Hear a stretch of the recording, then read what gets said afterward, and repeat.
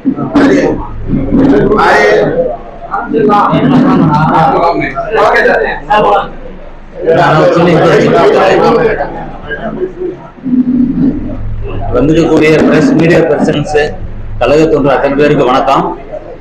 அனைத்து இந்திய அண்ணா திராவிட முன்னேற்ற கழகத்தினுடைய பொதுச் செயலாளர், வருங்கால முதலமைச்சர், 2026 தமிழ்நாட்டு மக்கள் தேர்வு செய்ய போற முதலமைச்சர். அதுதான் நான் ஏற்கனவே எனக்கு ஒரு வருஷத்துக்கு முன்னாடி நாங்கள் காயின் பண்ணிட்டோம்.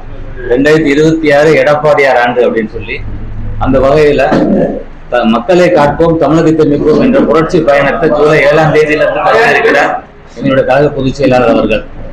முதல் வாக்குறுதியும் கொடுத்துட்டாரு, அமைதி வளம் வளர்ச்சி இதை காத்து தமிழகத்தை மீட்டெடுப்போம் என்ற முதல் வாக்குறுதியையும் கொடுத்திருக்கிறார்.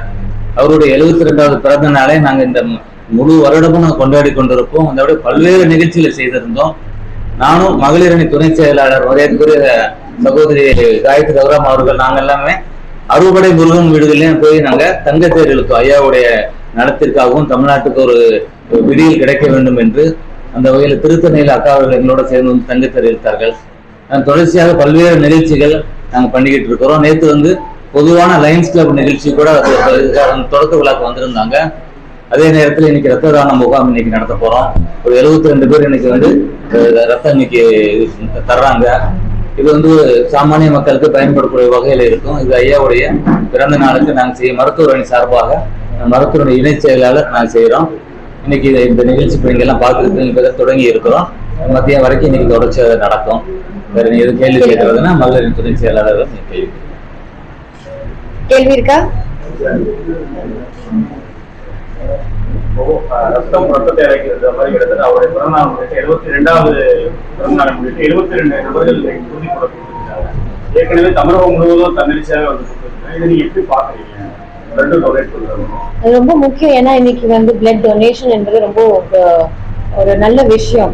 அது கொடுக்கறவங்களுக்கும் நல்லது, யாருக்கு உடல்நிலை சரியில்லாதவங்களுக்கும் அது ரொம்ப நல்ல ஒரு விஷயமா இருக்கு.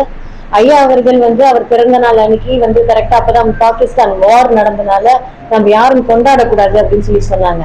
ஆனா நம்ம ஒரு கழக தொண்டர்கள் அனைவருமே சேர்ந்து நம்ம ஒரு ஏன்னா இந்த வார்ல எத்தனையோ வீரர்கள் ரத்தத்தை கொடுத்து அவங்க நம்மளோட நாட்டை காப்பாற்ற இருக்காங்க. சோ நம்ம மக்களாக நம்ம ஐயா எடப்பாடியார் அவர்களோட பிறந்த நாளுக்காக நம்ம மக்களுக்கு திருப்பி ரத்தம் கொடுக்கணும் அப்படின்றதுதான் நம்மளோட குறிக்கோளா இருந்தது. சோ ரத்தம் கொடுக்கறதுல எங்களோட ரத்தமே புரட்சி தலைவர் எம்ஜிஆர் அவர்களோட ரத்தமும், புரட்சி தலைவி அம்மாவோட ரத்தமும், புரட்சி தமிழர் ஐயா எடப்பாடியார் அவர்களோட ரத்தமும்